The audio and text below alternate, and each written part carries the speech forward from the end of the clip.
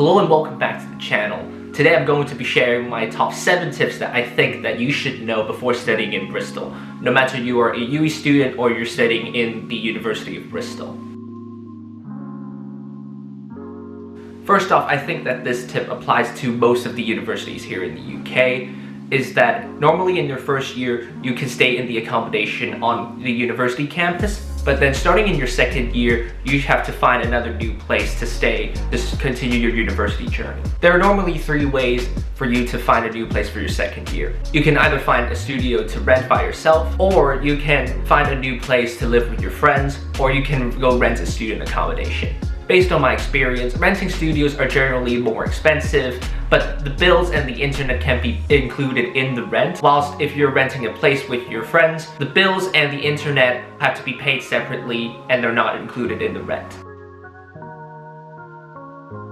The second tip I want to mention is about the cost of living in Bristol. Quick note, I just only going to mention the areas that I'm frequently going to in Bristol for the past a year and a half. So if anyone else are also familiar with the cost of living in the other areas that I didn't mention, feel free to write them in the comment section below. So the 3 main areas that I've been to are Fish Ponds, Clifton, and also the city center.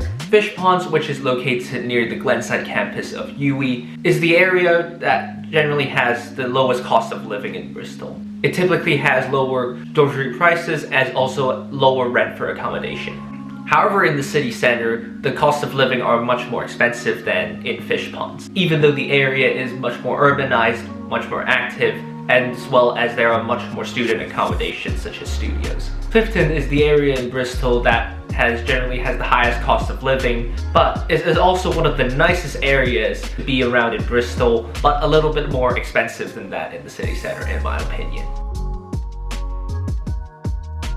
The third thing that I want to talk about is the transportation in Bristol. If you don't drive to go to university, there are generally university buses offered to head to either the UWE or to the University of Bristol. For people who are studying in UWE, if you're heading to the Glenside campus of UWE, you can normally take the 48A if you're living in the city center to Glenside campus. If you're studying in the University of Bristol, there are generally 2 university buses, the U1 and the U2, which all head to the campuses in the University of Bristol. If you're traveling to other cities in the UK, for example London, there are generally 2 ways you can do so. First off, you can head there by the train, which is called the Great Western Railway. Or you can head to the Bristol Bus and Coach Station and take the National Express coaches to head to the different cities in the UK.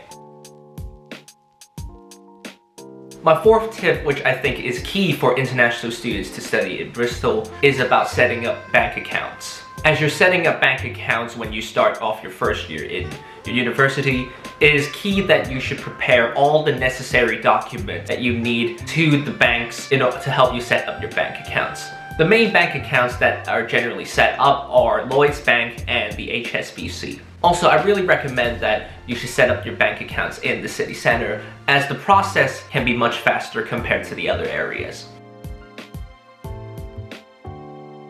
If you're a person that enjoys the nightlife in the UK, this 5th tip is for you. Typically during nighttime, especially on Fridays, there are going to be a lot of people that are going out on the streets to go to the pub or to go to the clubs to go and relax and have fun. Some people that enjoy clubbing would generally go out to club and have fun until 3 to 4 a.m. before going back home. The pubs that I've went to are the Old Post Office and the Wetherspoons and Fish Ponds. And for clubbing, the main one is SWX, which is located in the city center. And I've also been to Lakota, which is located near the center as well. Unfortunately, I'm not a guy that enjoys clubbing, so these are the only 2 that I know. One important thing to address is about the safety in the different areas in Bristol. Once again, I'm only going to mention the 3 key areas that I've been to. In my opinion, the city center is typically more dangerous than Fish Ponds and Clifton because it is an area that is quite active for majority of the day and also nighttime as well. So the streets can get quite crowded sometimes. Also, do beware of gypsies, which are the people that tries to distract you on the streets and attempts to pickpocket your personal belongings. Fish ponds, in my opinion, is a bit more safer than in the city center. There are barely any gypsies, but then there's sometimes homeless people on the streets. But I do see homeless people sometimes on the streets. But it's generally quite a safe area. Nonetheless, try to beware of them if you encounter any of them. In my opinion, Clifton is not only a nice area, it is also one of the safest areas in Bristol, as it is generally an area where majority of the older generations live in. It is a very nice area where there are a lot of cafes for you to relax and enjoy the traditional architecture that have been built in Bristol. The streets are also generally more clean.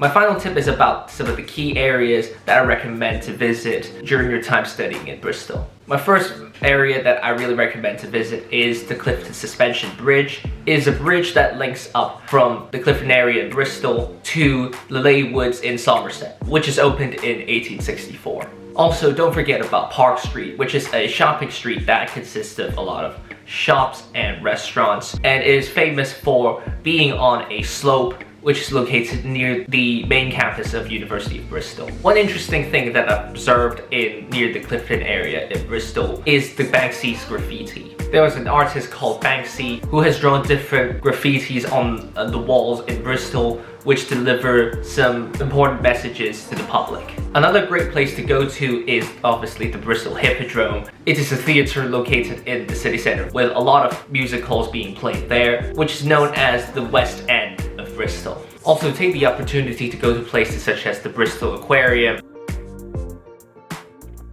Alright, so these are my 7 tips that I think you should know before studying in Bristol. Hope you guys found this video helpful. If you have any other tips or information about Bristol that I didn't mention, please feel free to write them in the comments section below. Don't forget to like, comment, and subscribe to the video, and also follow me on Instagram as well. Alright, so thank you for watching, take care, and I'll see you in the next video.